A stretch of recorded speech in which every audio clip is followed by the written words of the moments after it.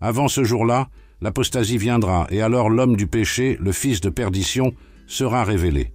Si ces jours n'étaient pas écourtés, personne ne survivrait, mais pour le bien des élus, ces jours seront écourtés. Aujourd'hui, vous allez apprendre à connaître l'Église dans la grande tribulation d'une manière que vous n'avez peut-être jamais vue. Cette vidéo est terminée. Restez jusqu'à la fin pour comprendre l'un des thèmes les plus importants de la Bible. Le chapitre dans lequel le Seigneur Jésus lui-même traite exclusivement des questions liées à la grande tribulation est celui de Matthieu 24. Au lieu de dire que Jésus serait ravi de ne rien voir de ce qui se passerait dans la grande tribulation, il dit exactement quoi? Il serait livré pour être persécuté et mis à mort. Alors, ils te livreront pour être persécuté et mis à mort, et tu seras haï de toutes les nations à cause de moi.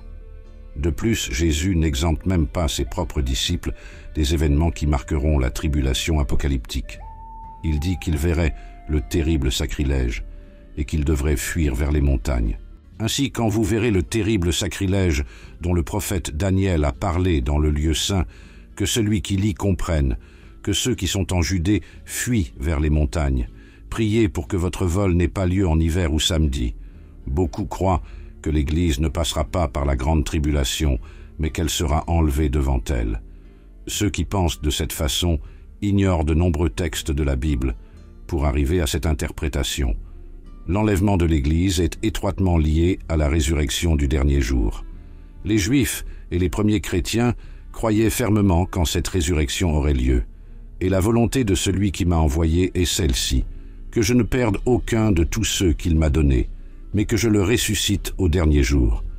Car telle est la volonté de celui qui m'a envoyé, que quiconque voit le Fils et croit en lui ait la vie éternelle, et je le ressusciterai au dernier jour. Qui pourrait oublier les paroles de Marthe à propos de son frère Lazare? Marthe lui dit, « Je sais qu'il ressuscitera au dernier jour, à la résurrection. » Nous trouvons ici un gros problème pour les pré-tribulationnistes, qui ne semblent pas se rendre compte de la grave erreur qui sape la crédibilité de la doctrine qui promet une évasion pour l'Église pendant la grande tribulation.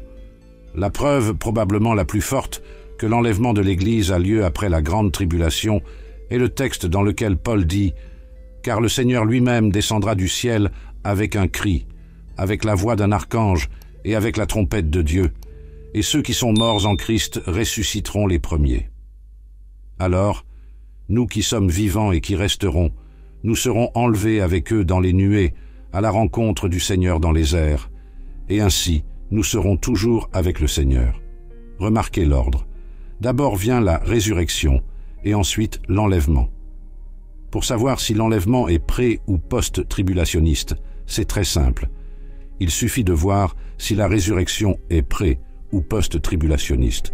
Et pour savoir quand cette résurrection aura lieu, c'est le Seigneur Jésus lui-même qui répond. « Celui qui mange ma chair et boit mon sang a la vie éternelle, et je le ressusciterai au dernier jour. Car telle est la volonté de celui qui m'a envoyé, que quiconque voit le Fils et croit en lui ait la vie éternelle, et je le ressusciterai au dernier jour. Nul ne peut venir à moi si le Père qui m'a envoyé ne le tire, et je le ressusciterai au dernier jour. » Avez-vous remarqué combien de fois Jésus insiste sur le fait que la résurrection aura lieu au dernier jour? Cela nous amène à la conclusion claire que la résurrection n'a pas lieu 7 ans avant le dernier jour, mais plutôt le dernier jour. Et si cette résurrection est post-tribulationniste, alors il va de soi que l'enlèvement de l'Église l'est aussi, puisque l'enlèvement se produit après la résurrection, pas avant. Pour que ce soit plus clair, à partir de maintenant, je veux expliquer la différence entre la vision pré-tribulationniste et la vision post-tribulationniste. Le pré-tribulationnisme est un enseignement créé par John Darby au XIXe siècle, qui disait que l'Église sera enlevée avant la tribulation, dans un retour secret de Jésus, pour chercher uniquement l'Église et l'emmener au ciel. Ici-bas, les méchants resteront pendant 7 ans. Certains d'entre eux croient qu'ils seront sans la présence de l'Esprit Saint, qui sera enlevé de la terre, et, à la fin de ces 7 ans, Jésus reviendra, cette fois de manière visible, quand chaque œil le verra.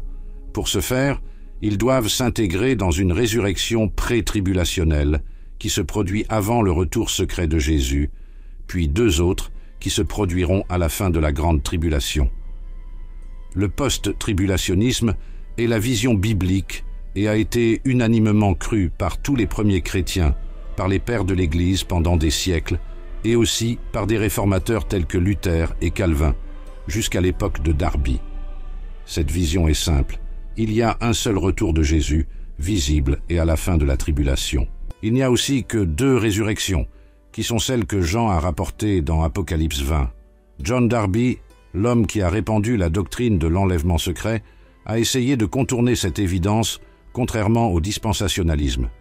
Il est intéressant de noter qu'il a déclaré que ce dernier jour ne fait pas référence au retour de Jésus ou à la fin du monde, mais au dernier jour de la dispensation de la grâce, plaçant cette résurrection avant la grande tribulation. À cette fin, il a soutenu que le dernier jour n'est pas littéralement le dernier jour, mais plutôt le dernier jour où l'on peut être sauvé, lorsque la grâce sera encore disponible. La tentative de Darby d'ajuster les contradictions évidentes de sa théorie pose plusieurs problèmes sérieux. Premièrement, il n'y a aucune logique à permettre au monde de souffrir 7 années de grande tribulation sans possibilité de salut, sans accès à la grâce.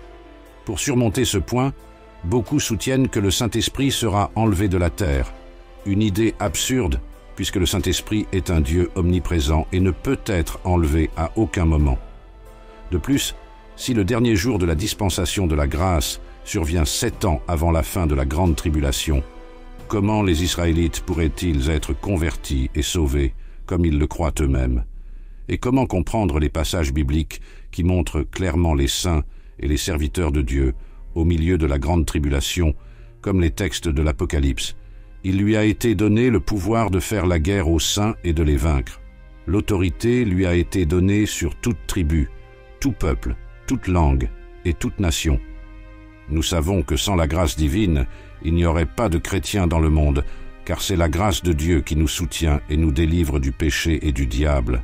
Par conséquent, si la dispensation de la grâce a pris fin 7 ans avant la fin de la tribulation, comment pourrait-il y avoir des saints et des serviteurs de Dieu au milieu de la tribulation? Cela impliquerait qu'ils y sont arrivés par eux-mêmes, sans la grâce divine, ce qui est une hérésie et absurde pour tout chrétien. S'il y a des serviteurs de Dieu et des saints dans la tribulation comme mentionné dans l'Apocalypse, c'est parce que la grâce de Dieu est encore accordée, parce que sans elle, il n'existerait même pas, à moins que l'être humain ne puisse se sauver lui-même. Par conséquent, il est impossible que ce dernier jour se réfère au dernier jour de la dispensation de la grâce, 7 ans avant la tribulation. La grâce continuera d'être offerte à tous ceux qui l'acceptent, et elle continuera d'exister tant qu'il y aura au moins un homme de Dieu sur terre. Comme nous le voyons dans l'Apocalypse, il y aura des hommes de Dieu dans la tribulation. La preuve la plus frappante que le dernier jour, mentionné par Jésus, se réfère au jour dernier, à la fin de la grande tribulation et à son retour visible, et non pas à 7 ans plus tôt, est dans le fait qu'il a utilisé ce terme pour désigner le jour du jugement des méchants. Celui qui me rejette et ne reçoit pas mes paroles a déjà quelqu'un pour le juger, la parole que j'ai prêchée, qui le jugera au dernier jour. Par conséquent, pour Jésus, le dernier jour est le jour du jugement, qui a lieu à la fin de la grande tribulation. Même les pré-tribulationnistes s'accordent à dire que le jugement a lieu après la tribulation, pas avant. Remarquez que ce jugement est celui des méchants, car il se rapporte à ceux qui ont rejeté les paroles de Jésus. Ainsi, si pour Jésus le dernier jour, qui est le jour de la résurrection, se réfère aussi au jour du jugement des méchants, et que ce jugement a lieu après la tribulation, alors la résurrection est aussi post-tribulationniste. Et Paul dit que l'enlèvement se produit après la résurrection, ce qui nous amène à conclure que l'enlèvement est post-tribulationniste. Un autre fait qui le confirme est que Jean mentionne explicitement que la résurrection n'aura lieu qu'après toutes les tribulations apocalyptiques. Et je vis des trônes, et ceux qui étaient assis dessus avaient le pouvoir de juger. Et j'ai vu les âmes de ceux qui ont été décapités à cause du témoignage de Jésus et de la parole de Dieu, ceux qui n'ont pas adoré la bête ou son image, et qui n'ont pas reçu la marque sur leur front ou sur leurs mains. Ils sont ressuscités et ont régné avec Christ pendant 1000 ans. Les autres morts ne sont pas revenus à la vie avant que les 1000 ans ne soient terminés. C'est la première résurrection. Cette résurrection décrite par Jean n'est pas pré-tribulationniste, car elle se produit après la grande tribulation. Par conséquent, l'Apocalypse de Jean confirme également que la résurrection mentionnée par Paul a lieu après la tribulation, et que l'enlèvement n'a lieu qu'après la résurrection. Pour concilier le fait que l'enlèvement est postérieur à la résurrection, et que cette résurrection se produit après la tribulation, Darby a soutenu que la résurrection mentionnée par Paul n'était pas la même que celle décrite par Jean, mais une résurrection pré-tribulationnelle non racontée par Jean. Dans le pré-tribulationnisme, la vérité est toujours cachée, omise, inconnue. Les disciples de Darby croient en une résurrection pré-tribulationniste qui inclurait tous les saints de l'Ancien et du Nouveau Testament jusqu'au début de la tribulation. Cependant, si cette résurrection avait été si cruciale, Jean l'aurait certainement mentionné dans ses visions de l'Apocalypse. La résurrection est un pilier central de la foi chrétienne, toujours présent dans les fondements du christianisme, et il serait inconcevable que Jean l'omettrait si elle existait réellement avant la tribulation. Darby a réussi l'exploit d'introduire une résurrection mystérieuse que même l'apôtre Jean n'a pas mentionnée dans sa révélation. Cela démontre à quel point cette théorie est créative. Ce que John n'a pas écrit, Darby s'en est souvenu. Les partisans du dispensationalisme introduisent une résurrection pré-tribulationnelle, non pas parce qu'elle est dans la Bible, mais parce qu'ils en ont besoin pour soutenir leur théorie.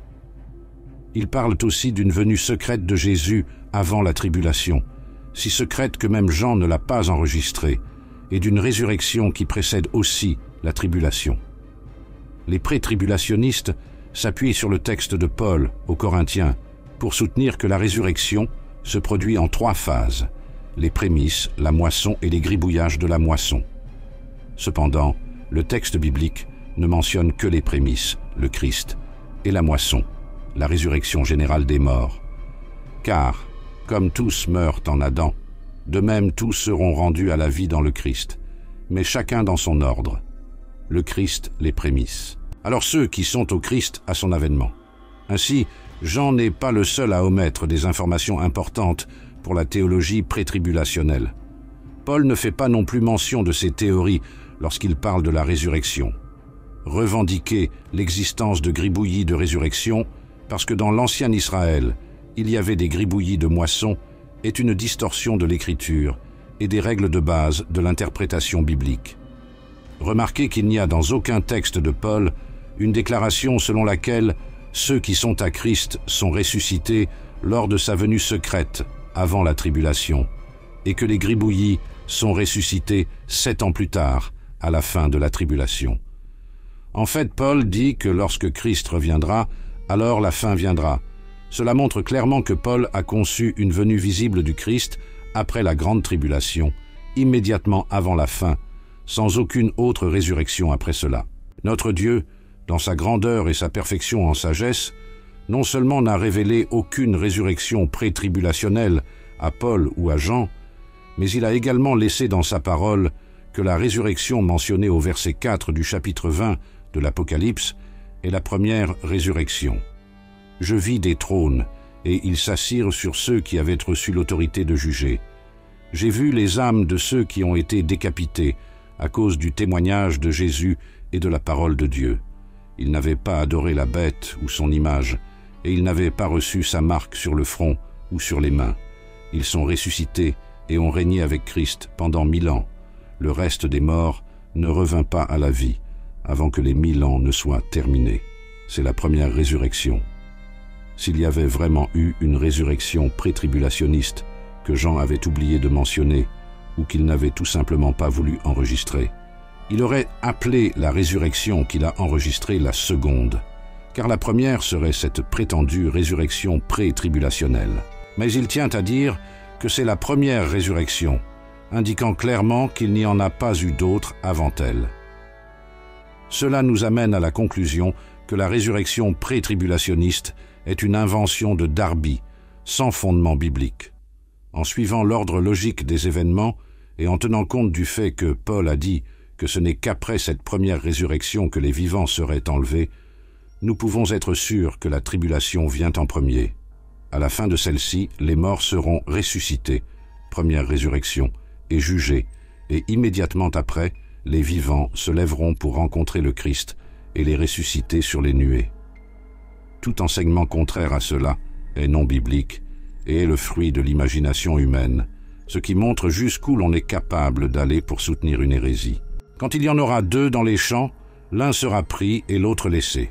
Les pré-tribulationnistes interprètent ce verset à la lumière de la trilogie Left Behind, qui est devenu un film chrétien bien connu décrivant l'Apocalypse d'un point de vue dispensationaliste. Selon ce point de vue, ceux qui seront enlevés sont les croyants, qui seront enlevés au ciel, échappant à la tribulation, tandis que ceux qui resteront sont les méchants, qui souffriront 7 ans de grande tribulation sur terre. Cette interprétation a été de plus en plus adoptée par de nombreux pasteurs, qui enseignent que « pris » se réfère aux sauvés et « laissé » aux méchants. Cependant, lorsque nous examinons ce texte dans la perspective actuelle, façonné par la trilogie et la montée récente du pré-tribulationnisme, il semble que certains soient emmenés au ciel et d'autres laissés à souffrir sur terre. Cependant, un examen plus approfondi du contexte des paroles de Jésus révèle le contraire. Étonnamment, ceux qui restent sont les sauvés, tandis que ceux qui sont enlevés sont les méchants. Regardons le contexte. Ce qui arriva au jour de Noé sera aussi l'avènement du Fils de l'homme. Dans les jours qui ont précédé le déluge, ils mangeaient, buvaient, se mariaient et donnaient en mariage jusqu'au jour où Noé est entré dans l'arche, et ils ne s'en sont pas rendus compte jusqu'à ce que le déluge vienne et les emporte tous. Ainsi sera l'avènement du Fils de l'homme. Puis quand il y en aura 2 dans le champ, l'un sera pris et l'autre laissé. Quand 2 seront broyés dans le moulin, l'un sera pris et l'autre laissé. Remarquez que le texte dit exactement le contraire de ce qu'enseignent les pré-tribulationnistes. Dans le texte, ceux qui sont enlevés ne sont pas les sauvés, mais les méchants. Jésus mentionne que le déluge a emporté tout le monde en se référant à ceux qui étaient condamnés pour péché, et dit que, de la même manière, l'un sera pris et l'autre laissé. Par conséquent, le terme « emporté » s'applique aux méchants qui seront condamnés et mourront. Tout comme Noé et sa famille ont été laissés sur terre pendant que les méchants étaient emportés par le déluge, les sauvés seront laissés pour vivre le millénaire avec Christ sur cette terre. Remarquez que Jésus dit au verset 37 « Il en sera ainsi », c'est-à-dire de la même manière qu'il l'a expliqué dans l'analogie. Par conséquent, dire que « emporté » ne se réfère pas aux méchants dans l'analogie, mais aux croyants à la fin des temps, défait l'application de l'analogie. Si c'était différent, le Christ aurait dit « différent de ce qui était au temps de Noé ». Les « comme » et « de même » au verset 37 ne laissent aucun doute sur le fait que « pris » et « gauche » doivent se référer aux mêmes choses. Sinon, l'analogie perdrait son sens, deviendrait une antithèse et briserait la logique du verset. Dans Luc, le contexte montre à nouveau que les méchants ne resteront pas en vie en souffrant encore 7 ans sur terre. Au contraire, ils seront tués. Tout comme c'était au temps de Noé, ils mangeaient, buvaient, se mariaient et donnaient en mariage, jusqu'au jour où Noé entra dans l'arche, et le déluge vint et les dévora tous. Il en était ainsi à l'époque de Lot. Ils mangeaient, buvaient, achetaient, vendaient, plantaient et bâtissaient. Mais le jour où Lot sortit de Sodome, il fit pleuvoir du ciel du feu et du soufre, et les consuma tous. Il en sera de même le jour où le Fils de l'homme apparaîtra. Au lieu de dire qu'à son retour, les méchants seront laissés en vie sur la terre pour subir encore 7 années de tribulation, tandis que les justes seront enlevés, Jésus dit exactement le contraire, que les méchants seront consumés, c'est-à-dire tués, cessant d'exister, tout comme dans le déluge qui a pris la vie de tous les méchants, et dans Sodome et Gomorrhe, où le feu dévorant consumait tous les méchants. Jésus dit qu'il en sera ainsi au retour du Fils de l'homme. Par conséquent, rien n'indique que les croyants échapperont à la tribulation 7 ans avant la fin, laissant les méchants en vie. En fait, le langage biblique indique l'anéantissement des méchants. Ceci est renforcé dans les versets suivants, où le Christ dit « 2 femmes seront broyées ensemble, l'une sera prise et l'autre laissée. 2 hommes seront sur le terrain, l'un sera pris et l'autre laissé. « Où, Seigneur ?» demandèrent-ils. Il répondit, « Là où il y a un cadavre, c'est là que les vautours seront rassemblés. » Encore une fois, il est clair que « pris » et « gauche » ne se réfèrent pas aux personnes enlevées au ciel et à d'autres restant vivantes sur terre, mais plutôt aux cadavres où les vautours se rassemblent, c'est-à-dire aux morts, pas aux survivants. Il est également intéressant d'observer la parabole du blé et de l'ivraie et leur interprétation. Jésus explique que l'ivraie est d'abord recueillie et brûlée, et qu'ensuite seulement le blé est conservé dans le grenier, qu'ils croissent ensemble jusqu'à la moisson. Au temps de la moisson, je dirais aux moissonneurs, cueillez d'abord l'ivraie et liez-la en botte pour qu'elle soit brûlée, puis ramasse le blé et mets-le dans ma grange. Remarquez que d'abord l'ivraie, méchante, est ramassée pour être brûlée, et ensuite seulement le blé, juste, est conservé dans le grenier, Jérusalem céleste. Cependant, John Darby a avancé une interprétation différente, suggérant que les justes seraient rassemblés en premier, enlevés au ciel 7 ans avant la fin de la tribulation, tandis que les méchants seraient laissés sur terre, pour être rassemblés 7 ans plus tard. C'est-à-dire que, selon la vision de Jésus, les méchants seront rassemblés avant les justes, tandis que le pré-tribulationnisme de Darby suggère le contraire. Cela défait l'interprétation dispensationaliste popularisée par Darby et la trilogie cinématographique Left Behind. Comme je crois que Jésus est beaucoup plus digne de confiance que John Darby ou les scénaristes de films, je préfère faire confiance aux paroles du Christ. Je considère toujours le film Left Behind comme une œuvre de science-fiction très bien conçue, avec un bon scénario et de bons acteurs, mais je le répète, c'est une œuvre de science-fiction, pas une histoire biblique. Tout comme les films sur Noé, Joseph, David, Moïse, etc. Ceux qui regardent le film en connaissant déjà la vérité de la parole de Dieu seront capables de l'apprécier comme de la bonne science-fiction, mais ceux qui le regardent en croyant voir une description fidèle des récits apocalyptiques seront confrontés à une grande hérésie. Parce que tu as tenu ma parole d'exhortation à la persévérance, je te garderai aussi de l'heure de l'épreuve qui va venir sur le monde entier pour éprouver ceux qui habitent sur la terre. Les prétribulationnistes s'appuient sur ce verset, où le Christ dit à l'Église de Philadelphie qu'il sera conservé dès l'heure du procès, l'utilisant comme preuve nécessaire pour donner du crédit aux nouvelles théories de Darby. Ils soutiennent que si l'Église est protégée de la tribulation, alors elle sera enlevée devant elle. Un texte semblable se trouve dans Daniel. En ce temps-là se lèvera Michel, le grand prince qui protège les enfants de ton peuple. Il y aura un temps de détresse tel qu'il n'y en a jamais eu, puisqu'il y avait une nation jusqu'à ce moment-là, mais en ce temps-là ton peuple sera sauvé, tous ceux qui sont écrits dans le livre. Les prétribulationnistes citent également un texte de Paul aux Thessaloniciens. Ils racontent eux-mêmes comment vous nous avez reçus et comment vous vous êtes tournés vers Dieu, laissant des idoles pour servir le Dieu vivant et vrai, et pour attendre son Fils du ciel, qu'il a ressuscité d'entre les morts, Jésus qui nous délivre de la colère qui est à venir. Cependant, ce dernier texte, qui parle de la colère de Dieu, ne fait pas référence à la tribulation apocalyptique, mais au jour du jugement. Paul le dit clairement aux Romains, « Mais à cause de votre obstination et de votre cœur obstiné, vous accumulez de la colère contre vous-même pour le jour de la colère de Dieu, où son juste jugement sera révélé. Dieu rendra à chacun selon sa conduite.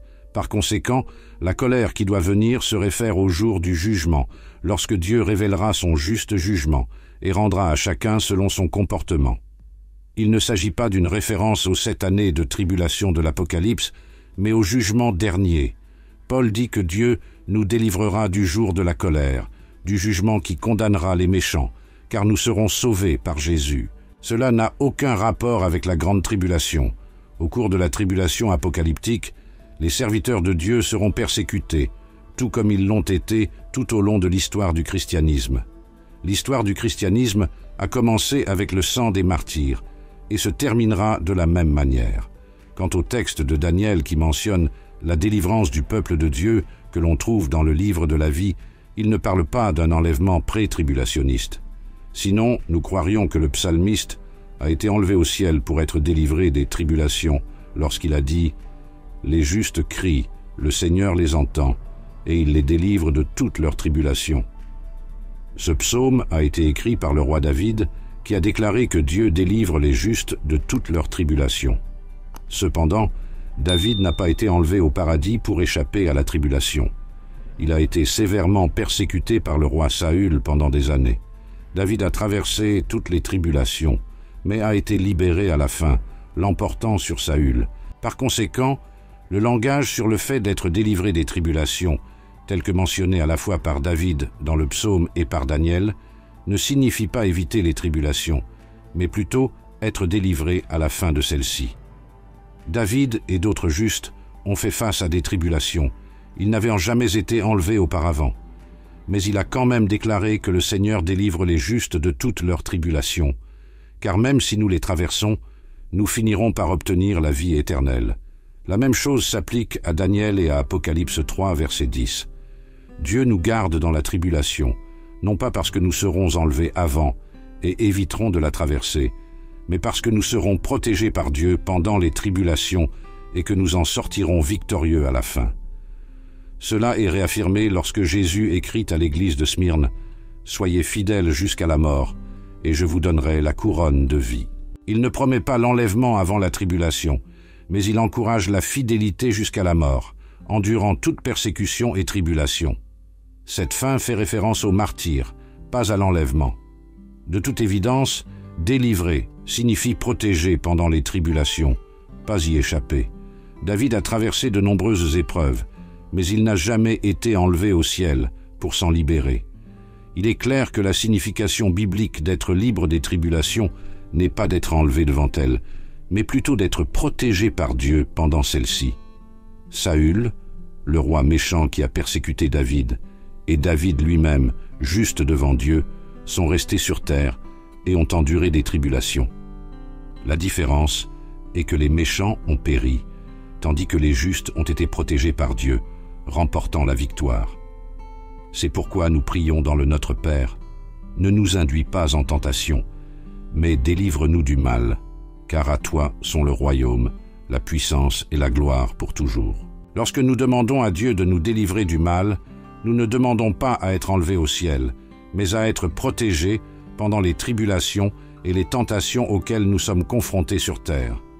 Demander à être libre du mal signifie être protégé ici, ne pas être retiré de la terre. Comme le psalmiste, nous pouvons affirmer avec conviction que Dieu nous délivrera de toute tribulation, sans impliquer que nous serons enlevés au ciel pour y échapper. Chaque fois que la Bible parle de sauver ou de délivrer des tribulations, elle fait référence à la protection pendant l'adversité, et non à la fuite de celle-ci. Un exemple clair de cela se trouve dans le récit biblique de l'Exode, où Dieu a protégé son peuple des tribulations qui se sont abattues sur les Égyptiens, sans expulser les Israélites du pays.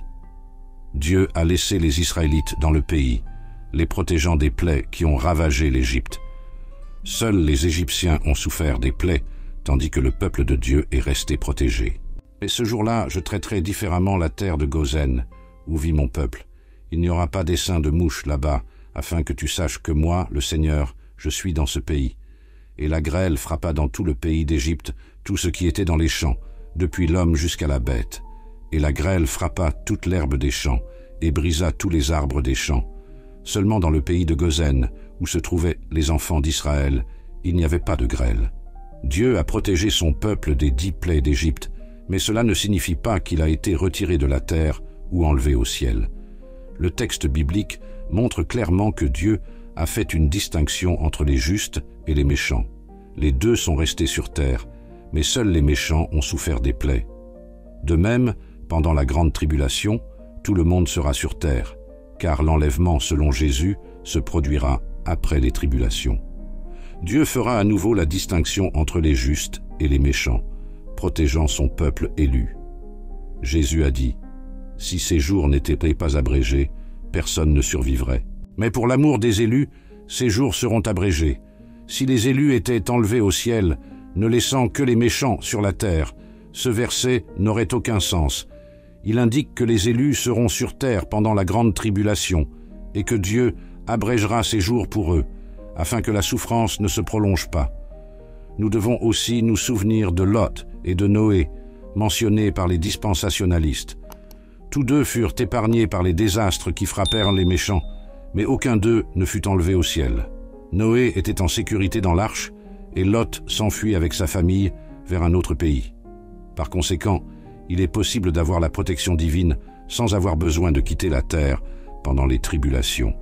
L'interprétation selon laquelle les sauvés seront enlevés avant la tribulation n'est pas une lecture naturelle des textes bibliques.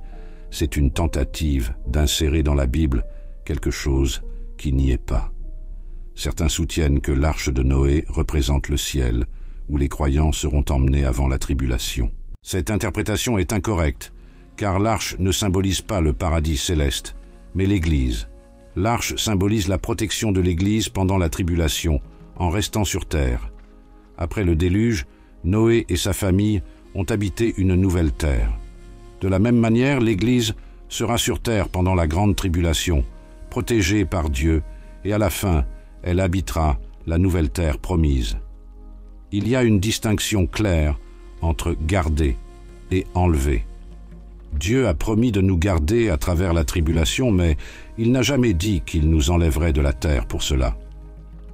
Les dispensationalistes, cependant, interprètent « emporter » là où il est dit « garder ».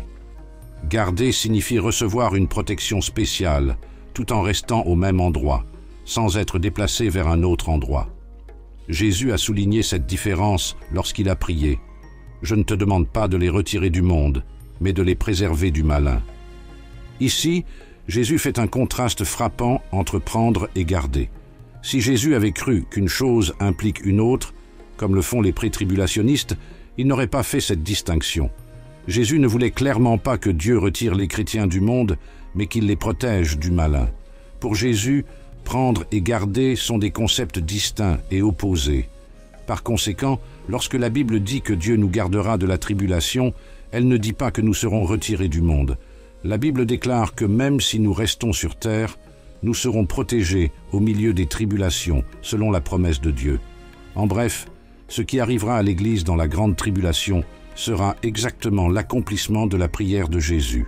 Je ne te demande pas de les retirer du monde, mais de les préserver du malin. Nous ne serons pas enlevés de la terre, mais nous serons protégés du malin et des tribulations, tout comme David a dit que Dieu délivre les justes de toutes leurs tribulations.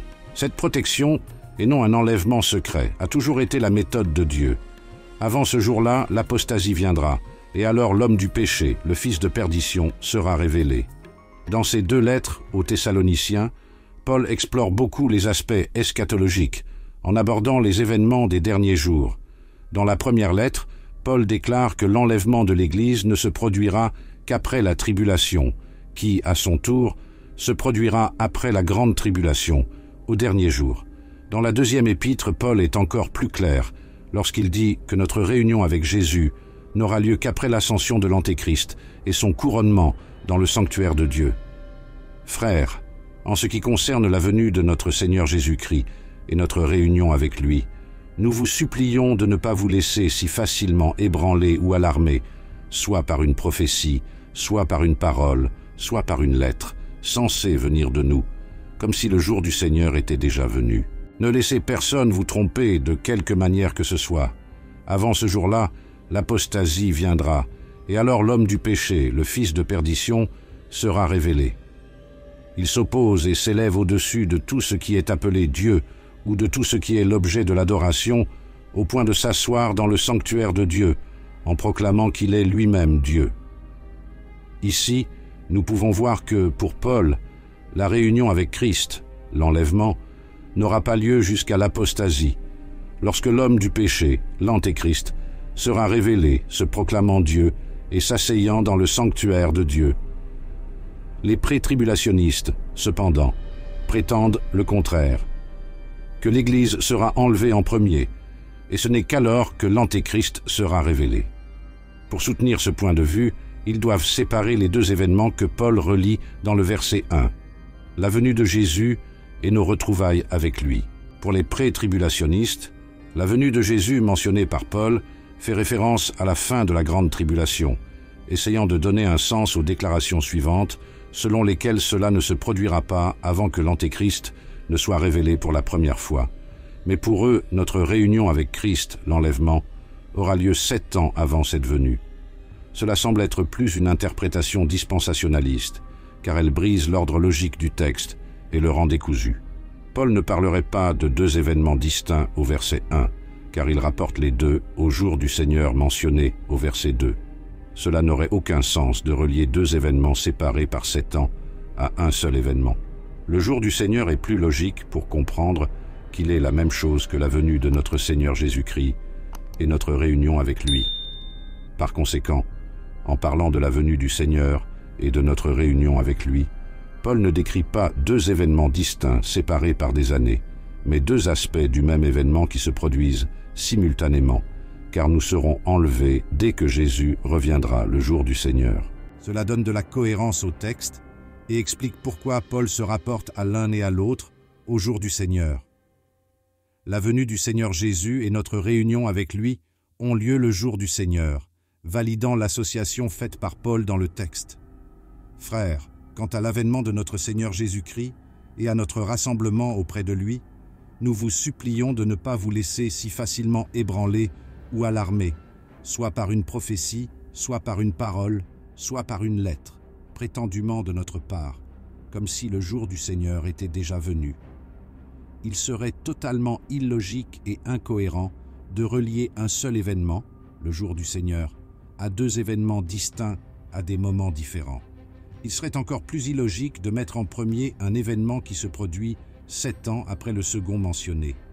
Cette interprétation prétribulationniste déforme non seulement l'ordre syntaxique du texte, mais aussi l'ordre chronologique. Normalement, lorsque 2 événements futurs sont mentionnés, le plus proche est mentionné en premier, puis le plus éloigné. Cependant, pour les dispensationalistes, Paul mentionne d'abord ce qui se passera à la fin de la tribulation, et seulement ensuite ce qui se passera avant. Les post-tribulationnistes, d'autre part, interprètent que la venue de Jésus aura lieu en premier, et peu de temps après, les vivants seront enlevés pour rencontrer Christ dans les airs. Tout cela se déroule en un seul événement, le même jour, le jour du Seigneur. Ainsi, nous pouvons comprendre que, pour Paul, le retour de Jésus et notre réunion avec lui le jour du Seigneur n'auront pas lieu avant que le fils de perdition, l'Antéchrist, ne soit révélé. Il s'assiera sur le trône à Jérusalem et se proclamera avant tout comme un Dieu. Ce n'est qu'après cette ascension et ce couronnement de l'Antéchrist que l'Église sera enlevée, à la fin de la tribulation, le jour du Seigneur, et pas avant. Et maintenant, vous savez ce qui le retient, afin qu'il soit révélé en temps voulu. L'un des principaux arguments des prétribulationnistes pour affirmer que l'Église échappera à la grande tribulation est basé sur les paroles de Paul sur quelqu'un qui empêche la révélation de l'Antéchrist, afin qu'il ne se manifeste qu'au bon moment. Et maintenant, vous savez ce qui le retient, afin qu'il puisse être révélé en temps voulu. La vérité est que le mystère de l'iniquité est déjà à l'œuvre, et qu'il ne reste plus qu'à celui qui le détient, maintenant à être enlevé. Alors se révélera le méchant, que le Seigneur Jésus tuera par le souffle de sa bouche, et qu'il détruira par la manifestation de sa venue. Bien que le texte ne dise à aucun moment que ce quelque chose qui entrave l'Antéchrist et l'Église, c'est ce qu'il présume dans le pré-tribulationnisme. La vérité est toujours obscure, au-delà de la portée et de la compréhension d'une simple lecture. Le problème est qu'ils utilisent la spéculation et la conjecture comme preuve de leur théorie. Le texte indique seulement que quelque chose retient l'Antéchrist, mais il ne précise pas ce que c'est. Bien sûr, les pré-tribulationnistes interpréteront cela d'une manière qui favorise leur croyance, tout comme n'importe quel faux prophète pourrait utiliser ce texte pour inventer et prouver n'importe quelle hérésie qu'il veut. En théologie, nous travaillons avec ce qui est révélé, pas avec ce qui est caché, où nous ne pouvons que spéculer. Le fait que nous ne sachions pas exactement ce que c'est ne signifie pas que nous ne pouvons pas savoir ce que ce n'est pas. Par exemple, il n'est pas difficile de conclure que ce qui arrête l'Antéchrist n'est pas Batman ou Superman, car ce serait illogique. De plus, si le texte utilise le masculin « that », il ne peut pas non plus s'agir de quelque chose de féminin, « that », car il serait grammaticalement incorrect. De la même manière, ce qui retient l'Antéchrist ne peut pas être l'Esprit Saint, parce que ce serait illogique, ni l'Église, parce que ce serait grammaticalement incorrect. La thèse selon laquelle le Saint-Esprit est celui qui retient l'Antéchrist et qu'il sera retiré de la terre lorsque l'Antéchrist sera révélé a été largement enseignée par les premiers prétribulationnistes, tels que Darby. Mais récemment, il a été rejeté même par les dispensationalistes eux-mêmes. Ils se sont rendus compte qu'il est absurde et impensable d'enlever le Saint-Esprit de la terre, pour ne pas dire un blasphème, car le Saint-Esprit est Dieu, et en tant que tel, il est omniprésent. Quelqu'un d'omniprésent doit être présent partout, sinon il n'est pas omniprésent et donc pas Dieu. Par conséquent, suggérer que le Saint-Esprit sera retiré de la terre revient à dire qu'il cessera d'être Dieu à l'avenir, perdant l'attribut de l'omniprésence, ou que sa présence sur terre dépend de l'existence des chrétiens. Mais nous voyons le contraire. Même lorsque la terre était informe et vide, l'Esprit Saint était là. De plus, sans le Saint-Esprit sur la terre, il serait impossible d'expliquer la présence des saints et des serviteurs de Dieu dans la tribulation, comme le dit l'Apocalypse. Et il serait encore plus difficile d'expliquer les conversions massives parmi les Israélites, comme l'enseignent ces prédicateurs, car c'est le Saint-Esprit qui convainc l'homme de péché, de justice et de jugement. La deuxième hypothèse, selon laquelle le texte se réfère à l'Église, échoue dans l'aspect grammatical, car l'Église est toujours présentée dans la Bible comme étant féminine. Ce n'est pas même le fait que l'Église soit cachée qui y change, car Pierre se référait à l'Église en utilisant un pronom féminin. Celle qui est à Babylone, l'Élie aussi, lui envoie ses salutations, et Marc aussi mon fils. Pierre ne se référait pas à lui-même lorsqu'il utilisait le pronom « cela », car il n'utilisait pas un pronom féminin pour désigner un homme. Il parlait de l'Église où il se trouvait, c'est-à-dire celle qui est à Babylone.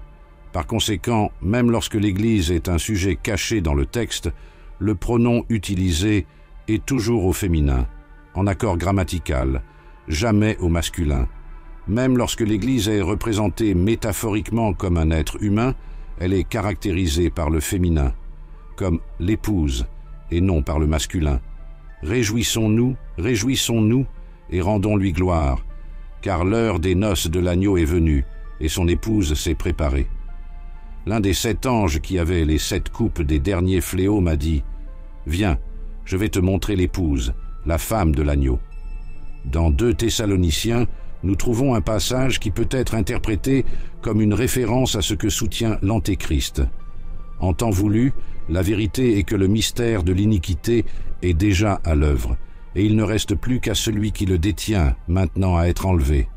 Alors se révélera le méchant, que le Seigneur Jésus tuera par le souffle de sa bouche et qu'il détruira par la manifestation de sa venue. Si la référence n'est pas à l'Église, alors à qui peut-elle l'être? Comme nous l'avons vu au début du chapitre, nous ne pouvons que conjecturer ici, car le texte biblique n'est pas clair sur ce qui retient exactement l'Antéchrist, bien que nous puissions en déduire. Une forte possibilité est que celui qui détient actuellement l'Antéchrist soit un ange. Ce n'est pas grammaticalement incorrect, car ange est masculin, ni illogique, puisque les anges apparaissent souvent dans la Bible arrêtant les démons et livrant des batailles. Dans le livre de l'Apocalypse lui-même, nous en voyons des exemples clairs. Je vis un ange descendre du ciel, portant dans sa main la clé de l'abîme et une grande chaîne. Il s'est emparé du dragon, de ce vieux serpent, qui est le diable, Satan, et il l'a enchaîné pendant 1000 ans. Il le jeta dans l'abîme, l'enferma et le cacheta d'un sceau, pour l'empêcher de séduire les nations jusqu'à la fin des 1000 ans. Après cela, il est nécessaire qu'il soit libéré pour un petit moment. Dans ce texte, nous voyons que celui qui détient la clé de l'abîme est un ange, qui a tenu Satan pendant 1000 ans. Si un ange a la clé de l'abîme et sera celui qui arrêtera le diable à l'avenir, pourquoi ne serait-ce pas un ange qui arrête l'Antéchrist aujourd'hui? S'il est responsable de l'arrêt du diable à l'avenir, il se pourrait bien qu'il soit celui qui l'arrête maintenant. La Bible raconte même le moment où l'ange qui arrête l'Antéchrist le libérera de l'abîme. Le 5e ange sonna de la trompette, et je vis une étoile qui était tombée du ciel sur la terre. La star a reçu la clé de l'abîme. Lorsqu'elle ouvrit l'abîme, il s'en éleva de la fumée, comme celle d'une gigantesque fournaise. Le soleil et le ciel s'assombrissaient, avec la fumée qui sortait de l'abîme. De la fumée sont sorties des sauterelles et sont venues sur la terre, et la puissance leur a été donnée, comme les scorpions de la terre. Nous savons que dans l'Apocalypse, les étoiles symbolisent les anges et que les sauterelles qui sont sorties de l'abîme étaient des démons qui avaient un roi sur eux, l'ange de l'abîme, dont le nom en hébreu est Abaddon et en grec Apollyon. Par conséquent, nous voyons qu'un ange a la clé de l'abîme, qu'il tient les démons et Apollyon, l'Antéchrist, en ce lieu, et qu'il le libérera pour un temps pendant la tribulation, les arrêtant à nouveau dans le millénium et les libérant pour un petit moment dans le futur. Compte tenu de tout cela, il semble clair que le plus probable, à la lumière de la grammaire, de la logique et des preuves bibliques, est que celui qui arrête l'Antéchrist aujourd'hui est un ange qui détient la clé de l'abîme et qui le libérera à l'avenir. Mais vous, frères, vous n'êtes pas dans les ténèbres pour que ce jour vous surprenne comme un voleur. Les dispensationalistes utilisent ce verset pour parler de l'imminence du retour de Jésus. Ce concept est l'un des piliers de la théorie de Darby. Ils argumentent comme suit. La venue imminente signifie qu'il n'est pas nécessaire que des événements spécifiques se produisent avant cet événement, c'est-à-dire que Jésus peut revenir à tout moment, sans qu'il y ait une séquence précise d'événements auparavant. En lisant le Nouveau Testament, nous verrons que l'enseignement parle de Jésus revenant pour enlever son Église, sans qu'aucun événement nécessaire ne se produise avant cela, c'est-à-dire qu'il n'y a pas de signes préalables obligatoires pour la venue de Christ dans l'Église. Par conséquent, le Nouveau Testament enseigne l'imminence du retour de Jésus.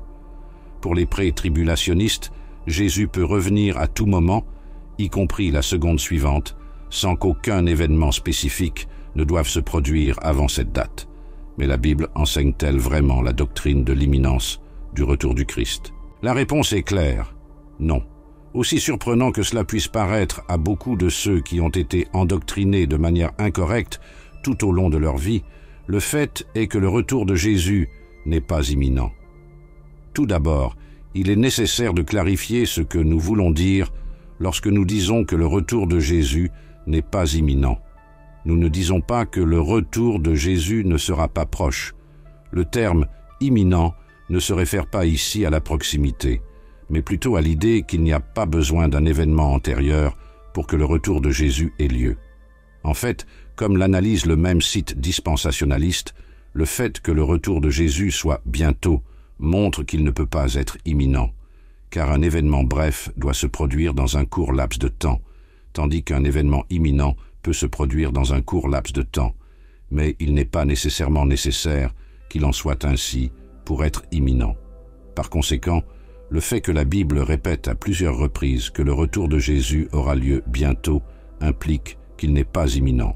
Les dispensationalistes soutiennent qu'il y a deux phases dans la seconde venue du Christ, l'une imminente et l'autre non imminente. La première phase se produirait au début de la tribulation, non marquée et imminente, tandis que la seconde se produirait à la fin des 7 années de la tribulation, étant peu après le début de la tribulation et non imminente. Mais les textes bibliques corroborent-ils cette interprétation? En fait, ils disent exactement le contraire. Bibliquement, il n'y a pas une telle division en deux phases de la seconde venue, mais seulement une seule seconde venant à la fin de la grande tribulation.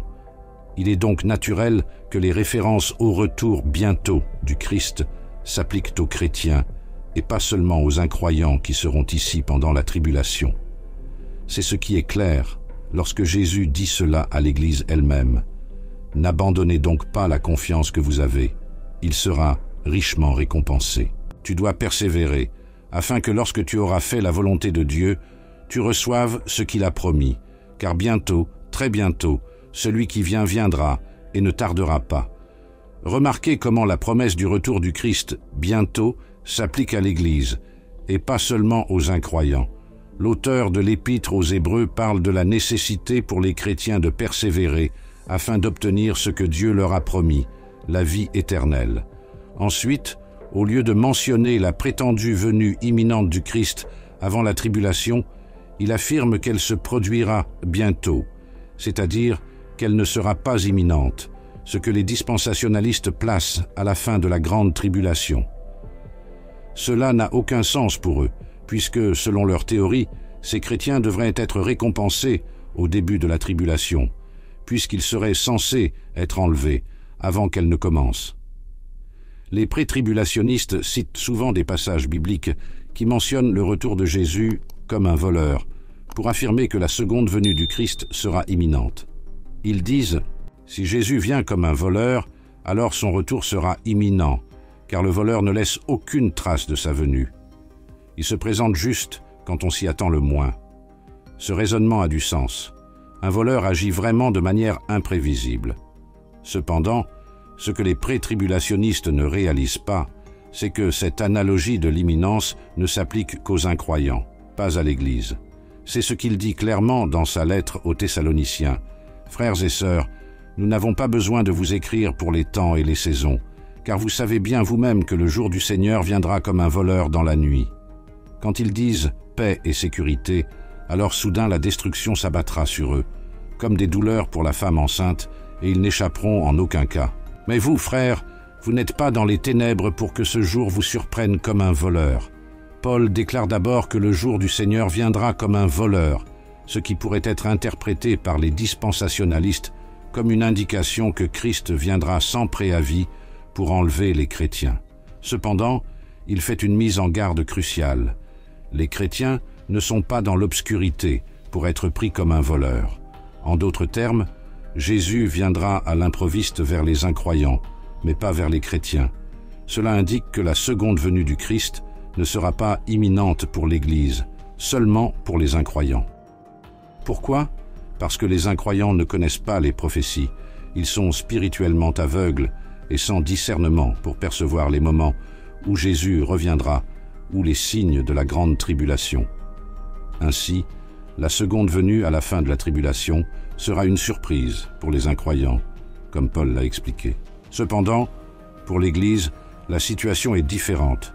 Les chrétiens seront attentifs aux prophéties, identifieront les signes et comprendront qu'ils sont dans la grande tribulation. Jésus l'a enseigné à ses disciples dans Matthieu 24. « Apprenez la leçon du figuier. Quand ses branches se renouvellent et que ses feuilles commencent à germer, vous savez que l'été est proche. De même, quand vous voyez toutes ces choses, sachez qu'il est proche, aux portes. » Jésus s'adressait aux croyants, à ses disciples, pas aux incroyants. Les incroyants ne repéreront aucun signe et seront pris par surprise, comme le voleur qui vient dans la nuit. Ils ne verront pas les signes de la tribulation et ils ne sauront pas que le retour du Christ est proche. Par conséquent, la venue de Jésus ne sera imminente que pour les incroyants et non pour l'Église, qui sera attentive aux signes de la grande tribulation et saura quand il est sur le point de revenir. La preuve la plus convaincante de tout cela se trouve dans le récit de la grande tribulation elle-même, où Jésus dit « Voici, je viens comme un voleur. Heureux celui qui garde la garde et qui garde ses vêtements avec lui, de peur qu'il ne marche nu et que l'on ne voie sa honte. » Nous arrivons au chapitre 16 de l'Apocalypse, déjà au milieu de la grande tribulation, après une série d'événements apocalyptiques, avec des signes visibles partout. Malgré cela, Jésus dit qu'il viendra comme un voleur. Ce serait impossible pour les pré-tribulationnistes, car pour eux, le retour de Jésus en tant que voleur ne serait possible qu'avant la tribulation. Alors, comment expliquer Jésus en disant qu'il viendra comme un voleur, même pendant la tribulation? La réponse est que le retour de Jésus sera une surprise pour les méchants, même au milieu de tous les signes que seuls les croyants reconnaîtront. Un autre point important est que Jésus nous dit que nous serons en mesure de savoir quand il se rapproche, mais pas le jour ou l'heure exacte de sa venue. C'est pourquoi ceux qui essaient de prédire la date et l'heure du retour de Jésus échouent toujours, car même si nous reconnaissons qu'il est à la porte, nous ne saurons pas le moment exact. Comme Jésus l'a dit, quant au jour et à l'heure, personne ne le sait, ni les anges du ciel, ni le Fils, mais le Père seul. Jésus n'a pas dit que nous ne connaîtrions pas les heures de son retour, ou qu'elle n'aurait pas de signes. En fait, il a mentionné qu'il y aurait des signes avant sa venue, et que les croyants devraient les identifier. Mais le jour et l'heure exacte, Dieu seul le sait. Les signes et les prophéties bibliques indiquent que Jésus ne reviendra qu'après que tous les signes de Matthieu 24 se seront accomplies. La prédication de l'Évangile dans le monde entier, la famine généralisée, la multiplication des faux prophètes, la profanation du temple de Jérusalem par l'Antéchrist, la persécution des chrétiens et la plus grande tribulation jamais vue. L'apôtre Paul ajoute d'autres signes. Frères et sœurs, en ce qui concerne l'avènement de notre Seigneur Jésus-Christ et notre rassemblement auprès de lui, nous vous demandons de ne pas vous laisser facilement ébranler ou effrayer, ni par des prophéties, ni par des paroles, ni par des lettres, qui viennent soi-disant de nous, comme si le jour du Seigneur était déjà venu. Ne laissez personne vous tromper en aucune façon. Avant ce jour-là, l'apostasie viendra, et alors l'homme du péché, le fils de perdition, sera révélé, qui s'oppose et s'élève au-dessus de tout ce qui est appelé Dieu ou adoré, de sorte qu'il s'assied dans le temple de Dieu, proclamant qu'il est lui-même Dieu. Par conséquent, nous pouvons être sûrs que Jésus ne reviendra qu'après l'apostasie, la révélation de l'Antéchrist, et lorsqu'il deviendra un objet d'adoration et se déclarera Dieu dans le temple de Dieu. En d'autres termes, bien que nous ne connaissions pas le jour et l'heure exacte, nous connaîtrons l'époque à laquelle Jésus reviendra, grâce aux signes qu'il nous a laissés. Dans un instant, en un clin d'œil, à la dernière trompette, car la trompette sonnera, et les morts ressusciteront incorruptibles, et nous serons changés. Paul dit que l'enlèvement aura lieu à la dernière trompette. Si nous devons supposer un scénario pré-tribulationnel, cette dernière trompette ne peut pas être la dernière, parce que Jésus a dit qu'il sonnerait de la trompette pour rassembler ses élus immédiatement après la tribulation. Pour que cette trompette soit vraiment la dernière, elle doit être considérée comme identique à la trompette dont Jésus a parlé, plaçant l'enlèvement des croyants après la tribulation. Le problème pour les pré-tribulationnistes est que la dernière trompette n'est pas pré-tribulationnelle, mais se produit lors de la seconde venue visible du Christ. Cela crée un obstacle pour les pré-tribulationnistes, qui ne peuvent pas identifier la dernière trompette dont Paul parle aux Corinthiens comme la même dernière trompette de l'Apocalypse, car cela réfuterait la théorie de Darby. Par conséquent, ils essaient de nier ce lien. Comme argument, le dispensationaliste Silvio Costa dit que la dernière trompette citée par Paul dans la première lettre aux Corinthiens 15 n'a rien à voir avec la dernière trompette d'Apocalypse 11, pour des raisons claires. Les mentions dépeignent différents scénarios eschatologiques. La première est l'appel des sauvés, vivants et morts, à l'enlèvement, et la seconde est l'annonce du royaume éternel du Christ.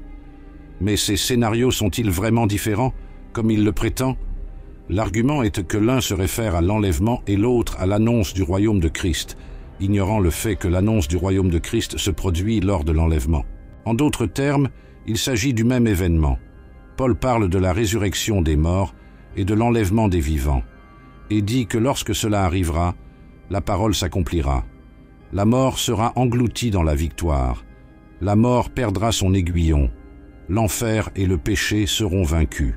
Tout cela représente l'annonce du royaume du Christ, consommant la victoire sur les forces des ténèbres. D'autres preuves que la dernière trompette de l'Apocalypse est la même que celle mentionnée par Paul et qu'elle est post-tribulationniste incluent le fait qu'à ce moment-là, il y aura le jugement et le début du règne millénaire de Christ.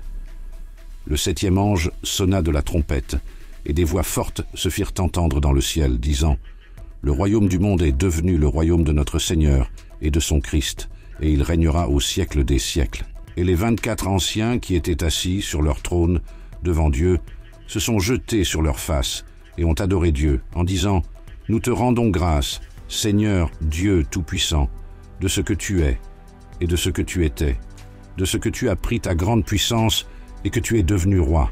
En effet, les nations étaient furieuses, mais ta colère est venue et le temps fixé pour que les morts soient jugés, pour tes serviteurs les prophètes, pour les saints et pour ceux qui craignent ton nom, petits et grands, et pour que tu détruises ceux qui détruisent la terre. » Comme nous le voyons, la dernière trompette de l'Apocalypse marque non seulement le début du règne millénaire du Christ, mais aussi le jugement dernier, le temps où Dieu jugera les morts et récompensera ses serviteurs. Et quand ce châtiment se produit-il, bibliquement parlant? Le Seigneur Jésus lui-même précise « Car le Fils de l'homme viendra dans la gloire de son Père avec ses anges, et alors il rendra à chacun selon ses œuvres. Il est intéressant de noter que la récompense est donnée exactement au retour glorieux de Jésus, c'est-à-dire au retour visible à la fin de la grande tribulation. Dans Matthieu, nous lisons qu'une trompette sonnera aussi dans ce glorieux retour post-tribulationnel de Jésus. Serait-ce une autre coïncidence? Et il enverra ses anges avec un grand cri de trompette, et ils rassembleront ses élus des 4 vents, d'une extrémité du ciel à l'autre. Comme nous le voyons, toutes les pièces du puzzle s'intègrent parfaitement dans le post-tribulationnisme. Ce qui se passe dans le contexte de la dernière trompette de l'Apocalypse est le même que ce qui se passe dans le contexte de la dernière trompette de 1 Corinthiens 15. De plus, dans la dernière trompette de l'Apocalypse, il y a le jugement des morts et la récompense pour les serviteurs, qui est le même événement décrit à la fin de la tribulation, au retour glorieux du Christ, avec la trompette qui sonne à la fin de la grande tribulation. Prétendre que la dernière trompette aura lieu avant la grande tribulation, c'est ignorer tout le contexte biblique, ignorant qu'il y a des trompettes post-tribulationnelles. Cela rompt l'harmonie entre les textes bibliques, suggérant que chaque passage mentionne des trompettes distinctes, sans aucun lien les unes avec les autres.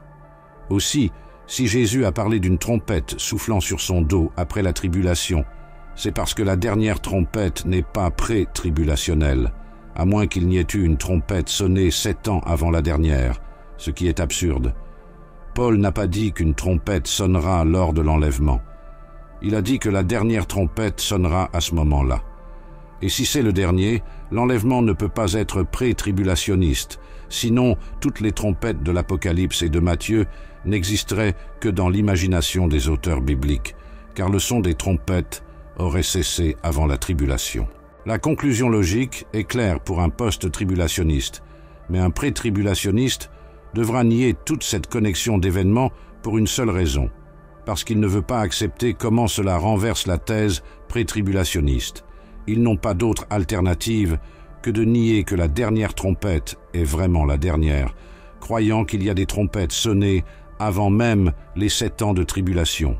Cela implique que l'Église serait enlevée au son de la dernière trompette, ce qui suggère l'existence d'autres trompettes avant elle, c'est-à-dire que les trompettes décrites dans la tribulation et après la tribulation, comme le montre la Bible, doivent être ignorées, tandis que les trompettes censées sonner avant la tribulation, qui ne sont mentionnées nulle part dans la Bible, doivent être acceptées. Théoriquement, ce serait absurde dans n'importe quelle doctrine théologique, mais dans le dispensationalisme de Darby, c'est la règle, la routine. Lorsque nous lisons le chapitre 24 de Matthieu, nous remarquons que Jésus n'a pas dit que ceux qui auraient besoin de fuir seraient les mondains, ceux qui n'ont pas d'engagement envers Dieu et qui par conséquent seraient laissés sur terre pour souffrir. Au contraire, il parle de la fuite de vous, c'est-à-dire de ses disciples, puisque tout le discours était une réponse à la question des apôtres. Il déclare ensuite que si ces jours n'étaient pas abrégés, personne ne survivrait, mais pour le bien des élus, ces jours seront abrégés. Cela démontre de manière irréfutable que les élus seront dans la grande tribulation. S'ils étaient déjà en sécurité au ciel, ce verset n'aurait aucun sens. Mais si les disciples du Christ traversent la grande tribulation, quand Jésus reviendra-t-il et quand l'enlèvement aura-t-il lieu? Jésus répond à cela dans les mêmes versets. Il dit que son retour aura lieu immédiatement après la tribulation de ces jours-là, et non avant, comme le croient les pré-tribulationnistes.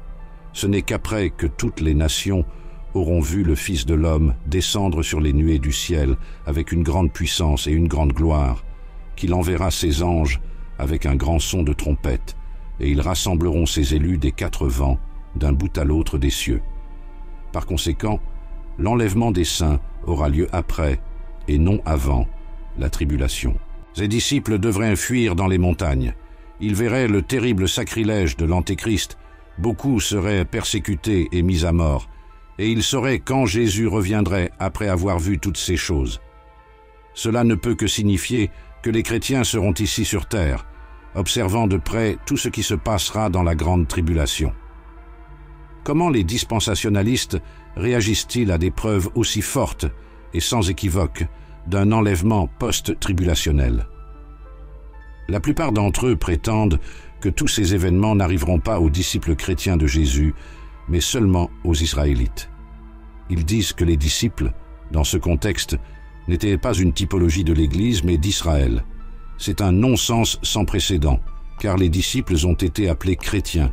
Voyons. Alors Barnabas alla à Tars pour chercher Saul, et quand il l'eut trouvé, il l'emmena à Antioche. Ainsi, pendant toute une année, Barnabas et Saul rencontrèrent l'Église et enseignèrent à beaucoup. À Antioche, les disciples furent pour la première fois appelés chrétiens. La Bible elle-même indique clairement que les disciples, avant tout, ont été reconnus comme chrétiens, comme l'Église du Christ. Ils ne faisaient plus partie de l'ancien Israël, qui s'était séparé de l'Alliance, mais de la nouvelle Alliance, de ceux qui croient en Christ. En fin de compte, les disciples représentaient à la fois les chrétiens et les Israélites, car ils étaient les deux, et ces Israélites se réfèrent aux Israélites qui croient au Christ, et non à un quelconque Israélite, puisque ce sont les disciples de Jésus qui ont cru en lui. Ainsi le passage fait référence aux justes qui croient en Christ, qui sont ses disciples, et qui ont mérité le nom de chrétiens. La situation serait complètement différente, par exemple, si Jésus adressait ses paroles à des pharisiens qui ne croient pas en lui, qui sont incroyants, et, selon la théologie dispensationelle, qui sont laissés pour compte. Cependant, Jésus ne s'adressait pas aux pharisiens ou à d'autres incroyants, qui ne sont mentionnés à aucun moment dans le contexte. Dès le début, il est clair que le Christ s'adressait à ses disciples, en leur disant qu'il verrait et traverserait toutes ces choses. Les pré-tribulationnistes, dans leur désespoir d'offrir une réponse à l'évidence évidente que les chrétiens seront présents à la grande tribulation, oublient qu'avec la mort et la résurrection de Jésus, il n'y a plus de séparation entre les convertis israélites et les convertis païens, car ils sont tous un, appelés chrétiens. C'est pourquoi Paul a dit que Jésus a brisé le mur de l'inimitié, la division qui existait entre eux. En ce temps-là, vous étiez sans Christ, éloignés de la communauté d'Israël, étrangers quant aux alliances de la promesse, sans espérance et sans Dieu dans le monde. Mais maintenant, en Jésus-Christ, vous qui étiez autrefois éloignés, vous avez été rapprochés par le sang du Christ, car il est notre paix, lui qui vous a fait un seul et qui a abattu la barrière, le mur de l'inimitié. En Jésus-Christ, il n'y a plus de division entre les Israélites croyants et les gentils croyants, car les deux sont un seul, appelés chrétiens. Paul réitère cette vérité lorsqu'il écrit aux Galates « Vous êtes tous enfants de Dieu par la foi en Jésus-Christ, car tous ceux qui ont été baptisés dans le Christ l'ont revêtu. Il n'y a ni juif ni grec, ni esclave, ni libre, ni homme ni femme, car tous sont un en Jésus-Christ. Et si vous êtes à Christ, vous êtes la postérité d'Abraham, et vous êtes héritiers selon la promesse. Les dispensationalistes, cependant, séparent à nouveau les Israélites chrétiens des gentils chrétiens. Jésus a brisé cette barrière, mais les pré-tribulationnistes veulent la reconstruire en divisant les deux groupes comme s'ils étaient distincts. Jésus a fait des deux un seul, mais ceux-ci, afin de préserver la doctrine de l'enlèvement pré-tribulationnel, insistent pour les traiter comme des groupes séparés. La conclusion logique du récit de Matthieu 24 est que si Jésus parlait à ses disciples et que ses disciples le croyaient, il n'est plus important qu'ils soient israélites ou gentils, car Christ les a unis tous les deux en un seul groupe, connu sous le nom de chrétiens. En d'autres termes, la question n'est pas de savoir s'ils étaient israélites ou gentils, car les gentils qui croient en Christ et les juifs qui croient en Christ font partie d'un seul corps, l'Église. Après tout, comment Jésus aurait-il pu rendre plus clair le fait que les chrétiens traverseraient la grande tribulation, si ce n'est en répondant directement aux chrétiens de l'époque? À cette époque, les seuls chrétiens étaient ses disciples. Par conséquent, si le Christ voulait que les chrétiens passent par la tribulation, il devrait le dire à ses disciples, ce qu'il a fait. Je souligne à nouveau que le fait que ses disciples soient aussi israélites ne change rien, car le Christ a déjà abattu le mur qui les séparait et a fait de l'union les deux peuples, l'Église. C'est donc à l'Église que Jésus faisait référence et non aux incroyants.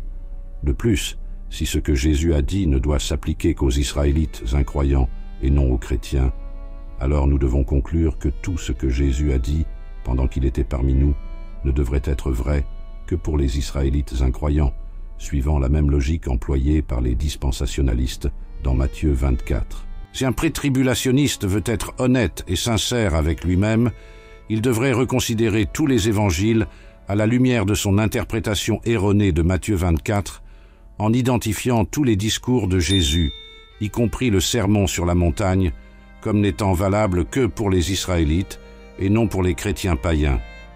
Pourtant, c'est exactement ce qu'ils font avec le discours du Christ dans Matthieu 24. Eh bien, mais c'est un non-sens, dirait un pré-tribulationniste. Ce que Jésus a prêché est valable pour les chrétiens d'aujourd'hui, même si cela a été dit à l'origine aux Israélites, parce que les Israélites croyants de cette époque étaient l'Église d'aujourd'hui, avec les païens qui croyaient.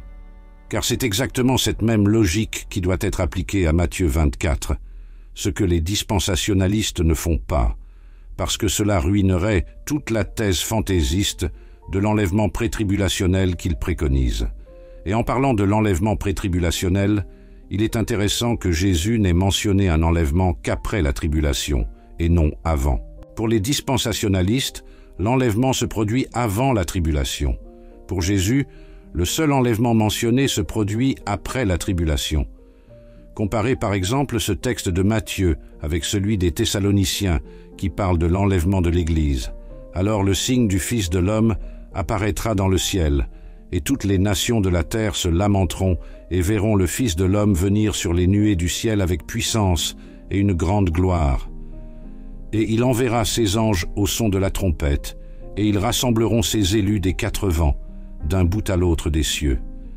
Car le Seigneur lui-même descendra du ciel avec un grand cri, à la voix de l'archange et à la trompette de Dieu, et ceux qui sont morts en Christ ressusciteront les premiers. Alors, nous qui sommes vivants et qui restent, nous serons enlevés avec eux dans les nuées, à la rencontre du Seigneur dans les airs, et ainsi nous serons avec le Seigneur pour toujours. Les 2 textes parlent des élus rassemblés, enlevés, mentionnent Jésus venant sur les nuées, se réfèrent au son de la trompette et mentionnent les anges. Toute personne raisonnable peut voir qu'il s'agit du même événement et non de 2 événements distincts. Les 2 textes dépeignent le retour de Jésus à la fin de la tribulation, car la division en 2 phases, créée par Darby, n'est pas biblique. La prétendue venue secrète de Jésus, avant la tribulation, n'a aucun fondement biblique. C'est quelque chose qu'il ne mentionne pas dans tout le discours de Matthieu 24. Il ne dit rien sur le fait de venir secrètement avant la tribulation, mais il met un point d'honneur à souligner son retour glorieux après la tribulation. C'est-à-dire, rien de ce que croient les pré-tribulationnistes n'est mentionné par Jésus. Il omet tout simplement tout ce qui est fondamental dans la toile dispensationnelle.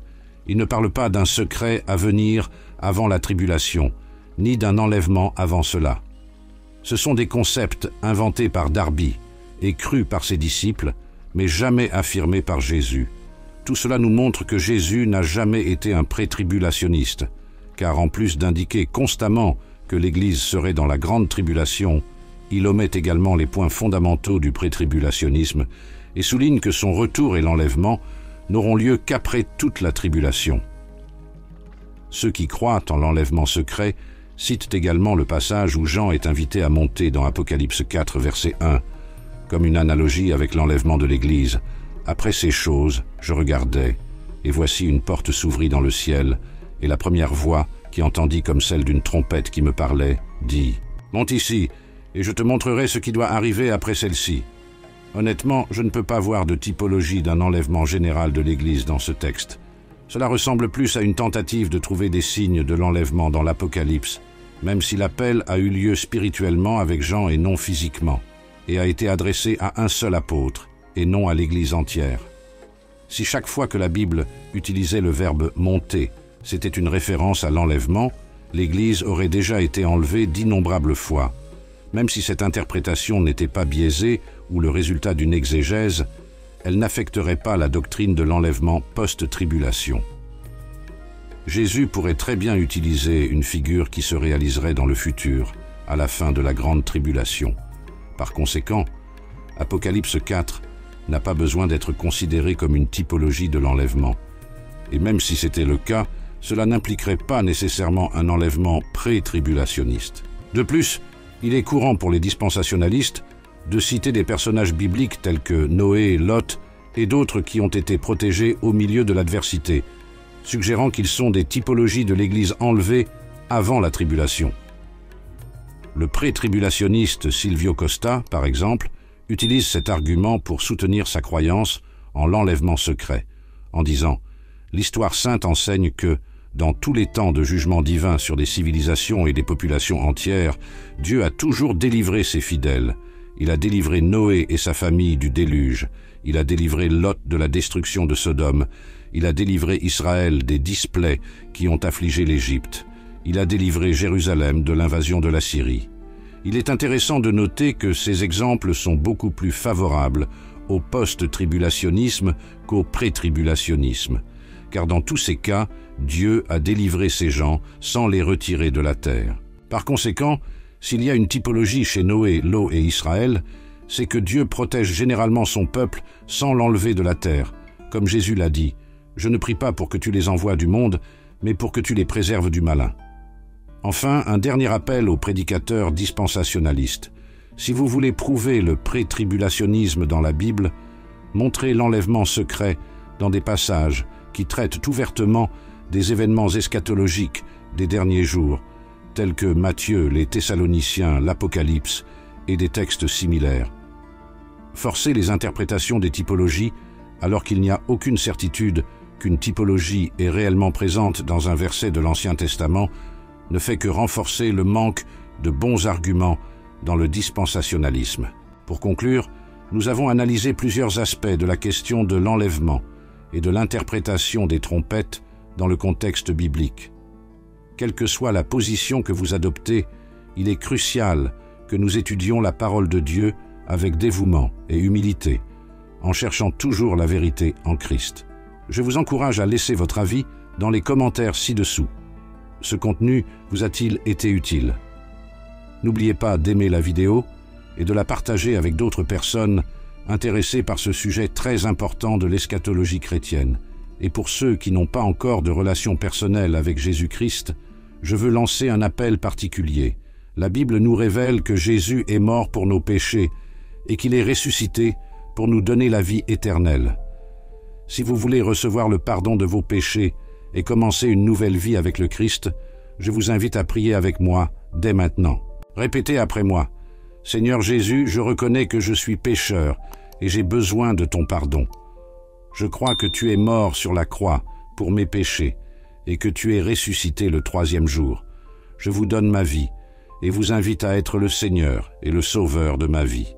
Au nom de Jésus, Amen. Si vous avez fait cette prière sincèrement, sachez que Dieu a entendu et est prêt à transformer votre vie. Cherchez une église près de chez vous pour grandir dans la foi et en apprendre davantage sur l'amour du Christ. Que Dieu vous bénisse abondamment. Merci d'avoir regardé et à bientôt dans la prochaine vidéo.